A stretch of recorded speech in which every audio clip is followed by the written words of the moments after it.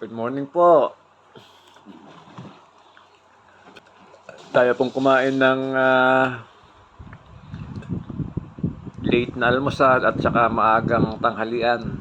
Tinanghali po ng gising na rin aking magandang biyanan. Yan, medyo nasarapan doon sa aking nilutong gining kangkong na may talbos ng kangkong. Ginisang kangkong na may talbos ng kangkong. Ano ba yun? Opo.